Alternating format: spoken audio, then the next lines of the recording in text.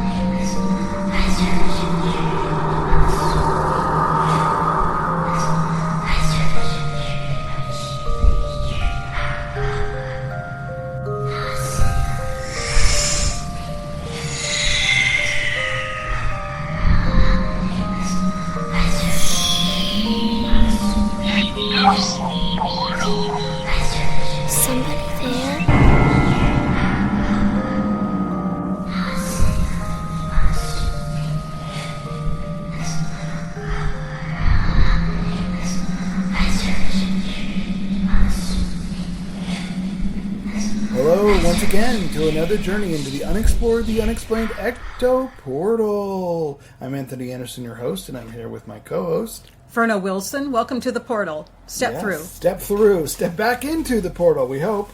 So today's show is actually another interesting cryptid. It's from American folklore. It's called the Hide Behind. It's an interesting name for the cryptid, but that actually, it does exactly why it's given that name. It hides behind, and you'll hear more when we go into the show in just a few minutes. So Verna, what have you been up to lately? Well, we actually, and you were involved with this with me, we actually went to an exhibit that was a historical exhibit, the Tudor exhibit at the Legion of Honor. Mm-hmm. And it was amazing. I just loved it because I've been looking at those paintings and those suits of armor all my life because I'm very much into Plantagenet and Tudor history. Yeah. And to come up to the real thing and just look at it, then seeing it when you've been seeing it from a picture since childhood is amazing. Or documentaries. It's amazing. And what I found interesting about the exhibit is when you look at the objects, like from the king's table, those dishes, the rugs, the suits of armor, you can feel the essence of the person or the place where it was from. You could still feel that coming from the object. It's funny when I saw the objects, obviously in this museum exhibit, and even the Tudor items back at the Tower of London and stuff when I was in England. Whenever I see these tables and chairs and beds and beauty tables, vanities, whatever, everything they used, everything. The first thing that comes across me when I see them is dainty, delicate, fragile. Mm-hmm. They're very elegant, mm-hmm. And I wouldn't go far to say that it's practical, because a lot of the stuff didn't seem very practical. Like it was more built to be ornate and special and royal, right? Than practical. It was more meant to show off. What I mean? To show off than to be. Yeah. Everything I've seen, there are certain halls in certain castles, like in Ireland and Scotland, where you can tell it was more tribal.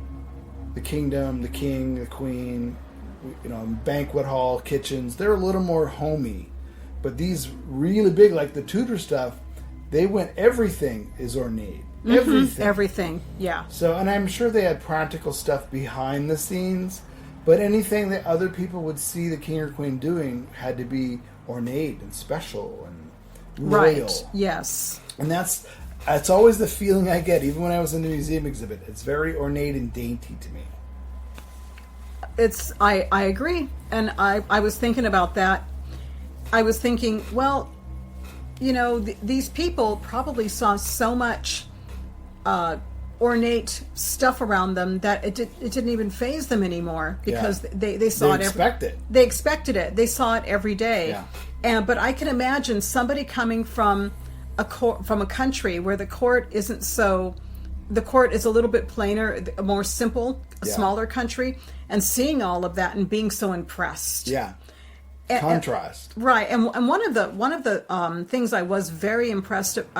That struck me when I saw the suit of armor. Henry's suit of armor was how tall he really was, because most men from back in that age were not that tall, Yeah. and Henry was.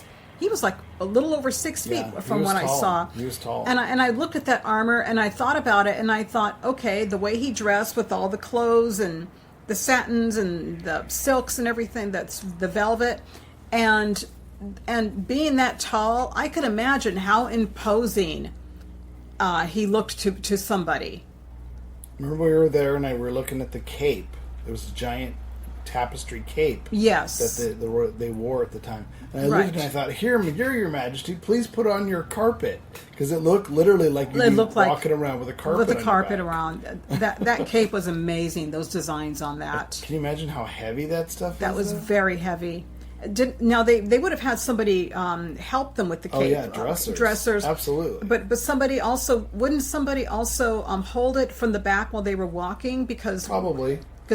not to drag Yeah. on the floor I'm because sure they did. Yeah. You had to. Otherwise, I they would think you would. Yeah, I'm sure there was. But anyway, it was amazing. Loved it. I wish. That was pretty cool. I'm so glad we made it to that. Yep, I kind of sad I missed the Ramses the second exhibit, but That would have been very cool. Oh well, back to the British Museum, I guess. Yeah, exactly. Didn't really do a whole lot. Obviously, prepping up, doing the tours, the haunted pub crawl, working on the book still, taking lots of pictures. I kind of getting an itch to go on a cruise next year. It might be a European cruise, like Italy or Greece. That's kind of what Nice. I want to do. Lovely weather. Yeah. Well, Mediterranean next year, you Sea never know. is very beautiful from what I heard. So that's what's in the back of my mind. Like, okay, I've done a lot of the land bus tour group things. What about trains? A train tour? Takes longer. I don't know. I want to do a cruise before I ever do a train. Yeah, So I'm had my heart set on the train, or not a train, but a cruise. right. So we'll see what happens next year. See if I pick one I want to go on.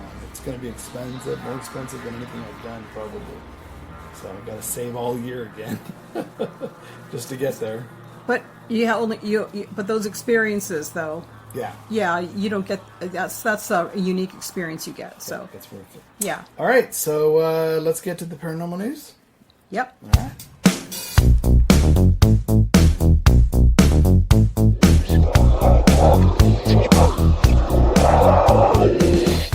All right, welcome back to the show. Here's the paranormal news now. What have you got, Verna? Well, this one actually mentions about that there was an artificial intelligence exam of a satellite image that found hundreds of fairy circles from around the world. And what's interesting about that is, remember when we discussed technology, that technology is going to find a lot of mysteries that previously people didn't have a whole lot of evidence for Or would have missed. Yeah. And I think this is an example of what's coming. So anyway, there was a study where artificial intelligence was used to run through thousands of satellite images in search of rings of vegetation known as fairy circles, and they revealed that it seems to be more widespread than they previously thought. And they were originally believed to be found only in Africa's Namib Desert, until scientists did discover a patch of rings in a part of Australia.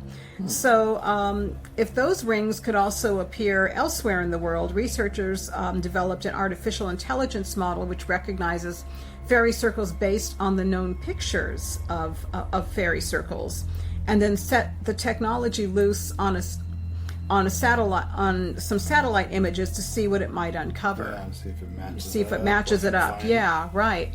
So the result of the study was that a staggering 263 previously undiscovered fairy circles were spotted in 15 different countries across 3 continents.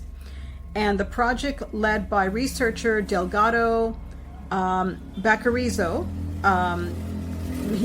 he said that they allowed them for the first time to globally understand the factors affecting their distribution. So when the team examined the environmental conditions of these locations where the circles were spotted, they found that that there was a pattern for that.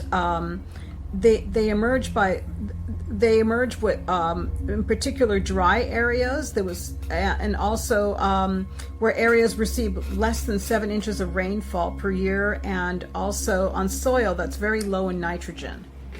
So they thrive only in certain environments, which is interesting because in folklore, fairy circles we usually read about in Ireland or certain parts of the UK. Yep. So it makes me wonder what the climate was like back then. Well, man, maybe the AIs will start to help do that. Look at old maps and look at old geographical. Absolutely, So in publishing their findings, the team behind the project created what they call a global atlas of fairy circles to be used by researchers trying to solve the mystery of their odd rings of vegetation. So not everyone is convinced about the project's conclusion. As you know, there are skeptics, the skeptical scientists. They argue that one can't be certain if the newfound formations are genuine occurrences of the of fairy circles until they're subject to an on the ground investigation, which I think they should have. Yeah. And so anyway, the suspected fairy circles. The bunch of them are going to be uncovered by the study, should add new insights into the investigation of fairy circles and may provide an answer as to its origin. And I think that that'll be great because it'll help us understand folklore and why people saw them so more of them way back. I bet you it's pockets of energy in certain geographical areas that are enhancing stuff. Yeah. I bet you that's what that finds out. Could be. But what I'm fascinated by is the fact that everybody thinks AI is evil right now. That seems to be artificial the topic. Intelligence. Yeah. When AI is going to write every movie, it's going to write every book, it's going to make every picture. Well, AI is a tool. It only does what the humans want it Absolutely. to do. And people think, AI is the monster. No, it's not even a monster. It's the intentions behind it. Because I was thinking about this when I saw this article before. Yeah. With AI, because I thought, well, back when people used to paint with their hands, they would find berries and things to create color, but they would have to paint with their hands, right? Yes. And eventually someone had to introduce a brush. Right. And a brush allows you to be more controlled, and you can put color in specific spots. Yes. Now that's advanced technology.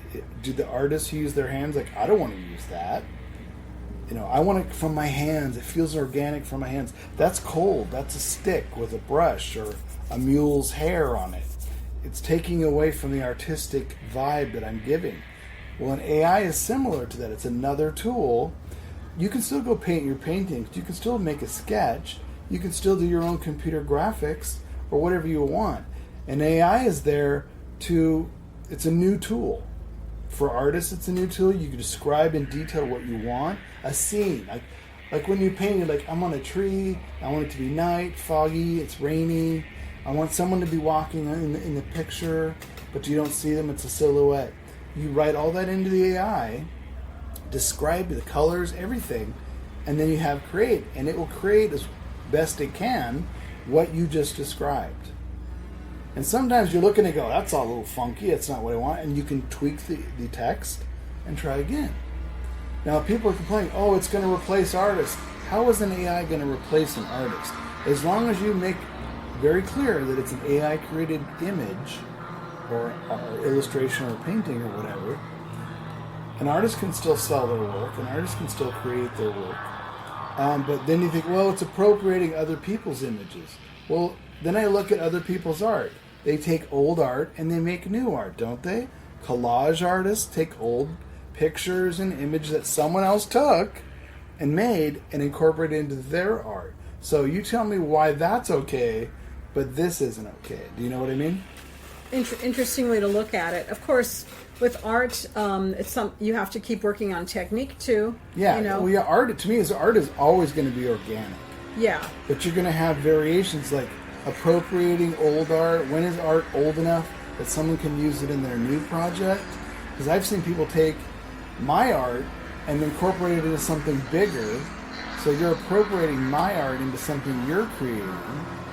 You know, some people may like, oh, that's horrible, it's objectionable. Well, art inspires art, right? Art evolves. Yeah, and AI is just another technology tool, like an app, that we use to make it faster, interesting, try something new. You can look at things, variations, and create And you it. would use it if it inspires you. If it doesn't inspire you, then you won't use it. Yeah. Yeah. You're not hurting anyone, you're not stealing from anyone, because you're creating a new image. Now, it does have AI things where you can put a picture and it says start with a picture. So you could start with an image and say, I want something like this, but here's the changes I want. And then you apply it. It does that as well. Interesting. People don't like that because you're using a little picture. But I'm thinking with this AI advanced technology, and they're looking for these fairy circles. Imagine looking through not want ads, but mugshots, old cold case crimes, looking through mugshots. That's a matching good people, one. Matching DNA with people, matching certain characteristics with certain mugshots from the past. Who knows? The sky's the limit on what AI is going to be able to do for us. Well, they also might look into other sites like old stone circles and Yeah. old. Is there a pattern where you're finding them? Yeah, What's the correlation? Because look at the research that they did on Stonehenge and similar stone circles where they ran a certain pattern, and they ran a certain pattern and they followed a certain star pattern and they lit up, and the shadows that fell over them only fell during certain parts of the year. Yeah. So they may actually find something interesting about the stone circles, just as an example, among other things. Yeah, and I mean, I think there's intention because I remember seeing a documentary where they literally had to drag those stones so far to that one spot. So it wasn't like we just dug it up. No, they had to drag and place those stones where they are. It isn't just nature. Yeah, it's not just nature. They found out by doing samples what quarries, how many miles away would they have had to get that stone from. That's hard work. Yeah. So AI, and I also looked at AI as being almost like a gun. Remember, people used to use a musket. They would shoot animals, they would eat them, but it was a practical reason. Yes. Rifles, hunters shot deer, elk, ate the food. Yes. And then guns turned into handguns. Guns turned into, machine guns, and it started to become impractical now. We're not practical use anymore. I think AI is going to be something like that. It's going to start out practical, and you have to monitor how you use it. I think that's what's going to happen. Right, and I don't think anybody can just use it. I think you have to have approval to use it or have a certain... Well, no, I think anybody can use it. Anybody can use it? It's just limited on how you can use it. Like, if you want to create an image, an illustration, go for it. If you want to write a story, go for it. But I think there should be a legal thing where you have to put this was created using. Oh, right, an AI. right. You have to sort of. Yes. Yeah. Okay. Yeah, you have to have, like, Amazon's doing that with all their books now, because people were actually having AIs write instruction books, and they were selling them for 99 cents.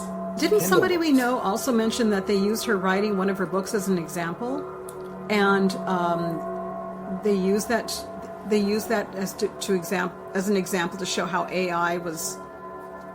I didn't hear about that at all. Oh well. Anyway. But Yeah. Amazon makes you actually put a disclaimer now when you publish on their site. Really? It says if you used any AI in anything, including writing, creating images, you have to put it in your submission. That's kind of sad, actually. But yeah. Well, no, but it's good. Because you're being upfront and honest with the person buying the product. That's true. They wrote the book, but if they wrote it with an AI, I want to know that did they write it all themselves? Did an AI help them? Did they make all the pictures, or did an AI help them? Yeah. Yeah. I think it's fair. You can still buy it. It's fair. Yeah, it's fair. Yeah. Yeah. All right, so my topic is not nearly as in-depth, Verna. Thanks a lot. Okay. Mine is about the Chucky doll who was arrested in Mexico. Oh, that's As funny. we all know, Chucky would be arrested eventually as the doll. Police Department of Mexico wound up going viral as they arrested a man for threatening people with a Chucky doll. Oh, And boy. and in the process, took the toy into custody and slapped cuffs on it. It occurred last week in the community of Monclova when cops received word of an intoxicated individual who was menacing people in the town square.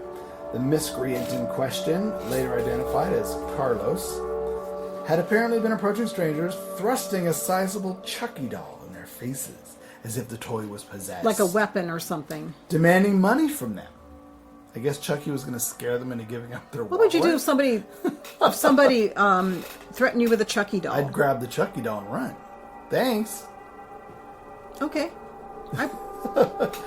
So making his actions all the more unnerving was the fact that the figurine was carrying an actual knife.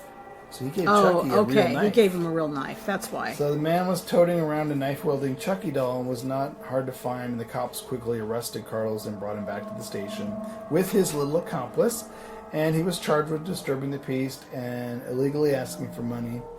He spent a night in jail and just got a slap on the wrist. The officer who made the arrest was actually sanctioned by his superior for not taking her job seriously when she put the Chucky doll in handcuffs and posed with the toy at the urging of amused reporters covering the bust. Oh, brother. So, anything for a Chucky picture, I guess. I guess that's what it was about. Oh, brother. Sorry. It's just... I know. All right, that's that, folks. All right, that's the paranormal news. Stay tuned next. We'll go right back to our show.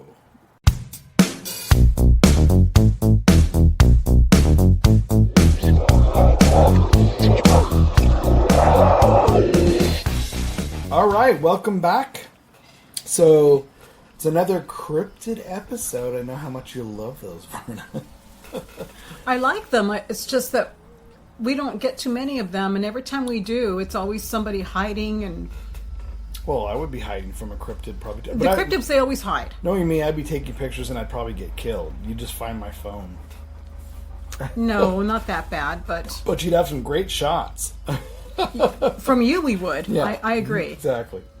So this is about the hide behind that is a nocturnal cryptid. There we go. Hide behind. Yep. From the 19th century, and many say is now in American folklore, and was given its name by lumberjacks of the period because they had to obviously harvest a lot of trees back then, build They saw what went towns on over there. Hmm. over there. Well, here in America. That's what I meant. They saw what went on in the forest. Yeah. And the name is based on how the creature stalked its prey by literally hiding behind trees and brush. So the creature is also said to mainly prey on humans wandering through the woods, thus the loggers, builders, that kind of thing. They're powerful creatures, yet no one has really seen, photographed, or captured one similar to its cousin Bigfoot. So Bigfoot seems to have a bigger presence. I think it's because more people have seen Bigfoot, claim to have had pictures, but now I see video and pictures coming out of people taking pictures of the hide behind. And I gotta swear, there was a show called Paranormal Caught on Camera. It's on HBO Max. It does, ghosts and UFOs and people's camera footage of their phone when they capture something. And someone did it. It was like a black mass behind a tree. And I swear to God, to me it looked like a bear standing on its hind legs behind a tree. Just leaning up against a tree with a tree in front of it. And people say, well, they get mistaken for bears, but they hide behind the tree. Well, I didn't think it hid completely behind the tree because I could see it. Well, but isn't that... But when they talk about a hide behind in a forest... Yeah. Isn't that usually what it could be mistaken for? I mean, there's a lot of creatures in a forest, like especially back then when there was a lot of wildlife, like a few decades back when there was a lot of wildlife. Yeah. Who knows what's looking at you? Yeah. When you're deep in a forest, yep. and you're cutting down its environment. I mean, Bigfoot hides too. Predominantly, he takes off or he hides, but Bigfoot doesn't seem to be as shy as the hide behind, I guess.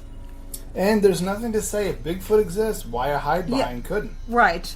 A cousin, another variation of another cryptid that is elusive, but I still think Bigfoot might be whatever Bigfoot is able to come and go from wherever it exists. Because he knows the places to do and it. Crosses over into our atmosphere. It roams around here, but it's able to instantly go back where it was. Or it doesn't have any rhyme or reason. That's why people see them and then they don't, because they don't really know how they're able to do that. Come and go in our atmosphere from theirs. So maybe this is just another, it's with the chupacabra, it's with the... Well, there were also a lot of variations of animals. Beast of Bray Road that just comes and goes. There were variations of animals that aren't seen anymore, too. Yeah. Yeah. Could be less. So once a hide-behind stalks its prey, keeping out of sight until the attack, and it's constantly hiding behind trees. That goes from tree to tree. That's why it's hard to see. The creature finds the right moment, pounces on the victim, and gouges out his stomach and intestines with its claws. Once attacked, the creature drags its prey back to its lair to devour the raw flesh. Now, whenever someone is attacked, it's always when they're alone or they go off alone from others. So the creature doesn't have the thinking ability to make sure the victim is separate. Does have the ability to make sure its prey is separated from others before it's attacked. So it can watch it, wait till it goes off and goes to the bathroom, whatever. But isn't that normal animal hunting skills? Yeah, you're going to attack something that's vulnerable by itself. Then you Right. wouldn't attack. It's like a wolf pack. They attack one person as a pack because you have a better chance of taking down the prey. But if it's one wolf and one person, he probably wouldn't bother you. So in this case, one person. So since the hide behind is rarely seen, its descriptions vary when people are asked. Most would describe it as a wraith-like and vaguely humanoid. It has a very skinny body that allows it to hide completely behind trees and brush. It also has the razor-sharp claws that it uses to slice and disembowel the victim when it attacks them. Ouch. An odd thing to note is the creature loathes the smell of alcohol. Many loggers use this as an excuse to drink because if the creature didn't want to eat an alcohol-soaked human, then that was their key to safety, and it was a great ploy for loggers to keep drinking more. Well, I can kind of understand. Why would you want to go some near some whiskey smelling? Yeah, the animal wouldn't understand what the smell is, and it would just ward them off. Something, Like, what is this ew. alcohol? So the loggers are like, heck yeah, pour me another one. I don't want to get eaten by the hide behind. Boy, they hope they don't get so drunk they don't know what they're doing with their trees.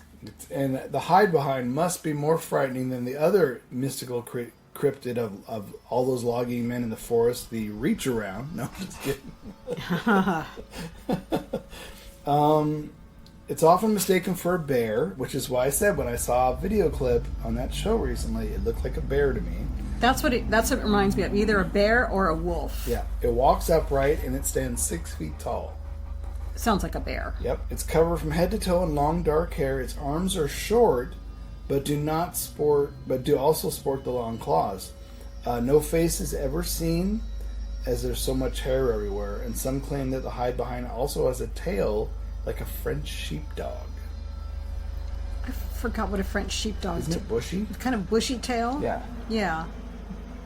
So I don't know, but a bear would only be able to stand on its hind legs for so long, and then it would go down. Well, sometimes I've seen pictures of bears where they're standing because they want to show that they're threatening. They'll stand, or they want something, so they'll stand for as long as they could, and they're waving their arms. And you also see shots of when bears not necessarily hugging a tree, but they're standing upright and their arms are around the tree, almost like they're digging in the bark for insects. Well, yeah, and I remember a long time ago, I'll make this story very short, my sister and I went to the zoo when they had sun bears, and we were munching on potato chips. The sun bear wanted our potato chips, so he was standing there, and he was going, oh, like, give me those chips. Mm-hmm. And he was standing there for a long time, really wanting it. So if they want something, they'll stand for as long as they could. Yeah. Yeah. But I guess if people aren't really seeing him and they're hiding behind trees, then they wouldn't see the bear drop and run away. Right, of course not, yeah. So legend has it that they're extremely patient when stalking their prey. I guess the mood has to be just right, and the right place, and the right person at the right time, alone. One other oddity is, and I'm not really sure myself, I wondered how this could be possible. How would they know this? The cryptid can actually fast up to 7 years before it requires food again. See, that sounds to me like where the folklore kicks in, because any animal can't last 7 years without food. I don't care who you are. No, they can't last 7 years without food. No. So that was just crazy. Or water. Even less without water. Yeah, but 7 years without food? Come on. No. What are they, a monk? You've heard about monks meditating and... Yeah, but not existing, 7 years. No, but I've heard of monks meditating for a long time going without food. Yeah, but 7 years. I don't care what creature you are. Yeah, I agree with you. 7 years is too long. Besides its main course of human loggers, it also likes to eat small water birds called grebes, little water birds. I guess they're snacks during their fasting. Or if they're hungry and they can't find anything else. Yep. So in 2020, there was a sighting and encounter by Alan Smith. He writes, a wildlife preserver working for Randolph was asked to work a late shift. He supposedly, hunters were coming in and mutilating animals in the area for sport. He was asked to monitor the camera footage. When he was at the end of his late shift at 4 a.m., he saw his camera feed begin to break as something ran past. Now, whatever it was too big to be an average animal in the forest. He rushes out with a flashlight to see who or what is out there. Whatever it was, he could hear it around him and he could not see it, no matter how fast he was, and the thing refused to let him see it. After 10 minutes of dancing around in the dark with it, he ended up having to go back to his shack to retrieve the weapon. He didn't feel safe. Upon reaching it, he saw two glowing orange eyes outside the window staring at him. He locked his door and sunk down to stay hidden until his coworker would be in. His coworker got there 2 hours later because they were late, and they found Alan huddled under his desk, going on about something in the woods. When him and his coworkers went back to see if they could spot it, they came upon multiple trees with carvings in them. All around the area, Alan was walking. All crude sketches of him from behind. Could another animal possibly have done this? Possibly, but unlikely. Could the hide behind truly be behind this? Possibly. I don't know. Interesting. Still sounds very bear to me. It sounds like a bear. Another woman, Amanda DeGrosse from 2018, says, ever hear of the hide behind? She says, I'm lucky to be able to tell the tale of my encounter I had one day when I was out in the woods. It was a warm summer morning when I decided I needed a little fresh air and adventure. I just left my incredibly stressful job of 6 years as a case manager for the LDA. I packed my bags, broke my lease, broke up with my boyfriend, and moved back home with my parents. It was a huge step. They lived in the part of Maine. It was based in the middle of nowhere. It was perfect. Exactly where I was needed to be to figure out my future. I packed my backpack, got in my Jeep, headed for a local hiking trail. The morning was young and full of potential. I arrived at my destination, grabbed my gear, my map, and I headed out. I've never really been a big fan of hiking or nature, to be totally honest, but I needed a change. Trail was beautiful. There was much to see and explore.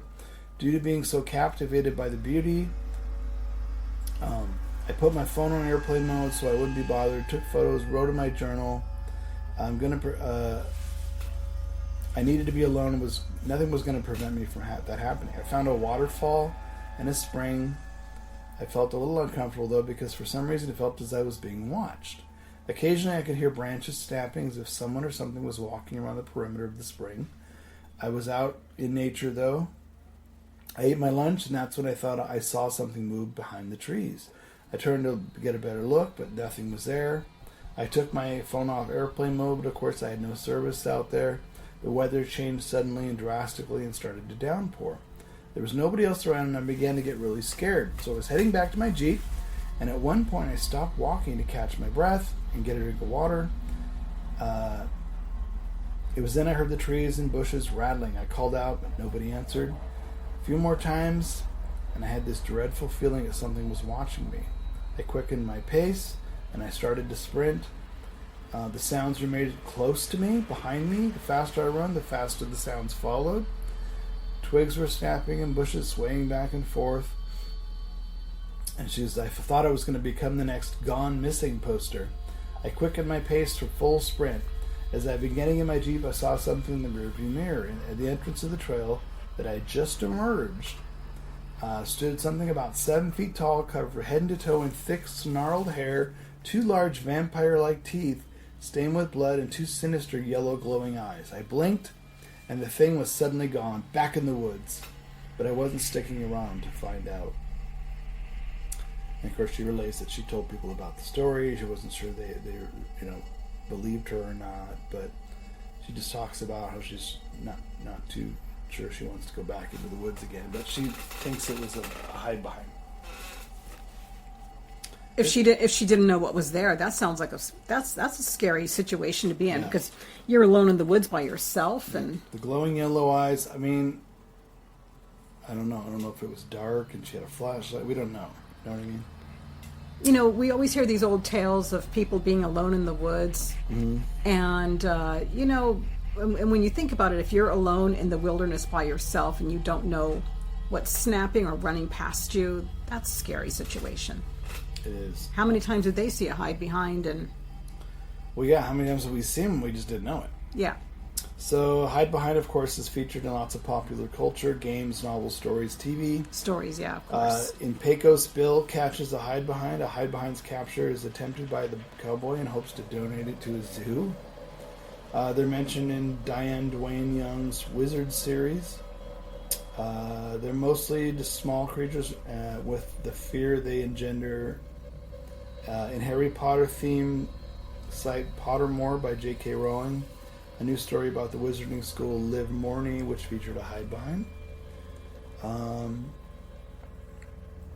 Fantastic, yeah, just more Harry Potter features more hide behinds. So yeah, it's been around, but I thought a hide behind was also featured in one of Andrew Lang's fairy folk tales. I forgot which one, but I think he writes about it because he used to research a lot of old folklore that had similar stuff. It might, but I also wonder if some of this hide behind isn't really the same thing as Bigfoot. We just have created 2 creatures. Do you know what I mean? Well, like they weren't just seeing Bigfoots back when they were logging these areas, and what they describe isn't necessarily what... When popular culture gets hold of a cryptid, but everyone who sees it suddenly starts reporting the same features. Do you know what I mean? But that doesn't explain the long sheepdog tail. So it could be they were seeing 2 different things, but... Yeah, we don't know. We don't know, yeah. But, I mean, that's a possibility. Because I never heard of Bigfoot with a long sheepdog tail. No, I've never heard of Bigfoot with a tail at all, but... Yeah. I've never seen one, so I don't know. Right, exactly. We never seen one either. Yeah, just don't have any to compare it to. Right. But yeah, it's an interesting cryptid. It just seems like a variation on a theme, sort of, to me, of Bigfoot. It makes me wonder if more ordinary people have seen it. They just don't talk about it, or they just dismissed it. An animal. Oh, let's get out of here. And then maybe when people go in these parks, these woods, and they disappear and nobody ever finds them again. Oh, well, that's scary to think. If the hide behind drags them back to their lair and rips them apart and eats them. True, or they're camping and they're in their tent and they just stay secure. Don't go near. They can't see it. They hear it. Probably see a shadow. Yeah, they just say they make sounds in the forest, like Bigfoot makes sounds in the forest. Which, of course, you don't want to see that when you're camping. No, you don't want to see that when you're camping. Right. All right, folks, there you go. Another cryptid episode for you on Ecto Portal. And until next week, we'll say goodbye. And go hide behind something. Go hide behind something, but be careful.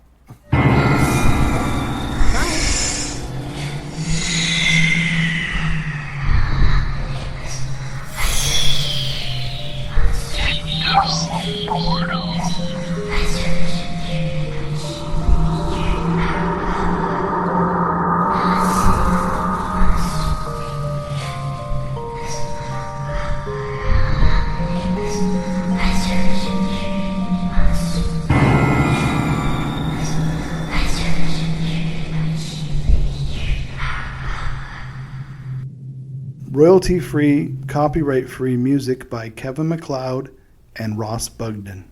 Be sure to visit us at www.ectoportal.com. Check out our archives on YouTube and head on over for new episodes to ectoportal.podbean.com.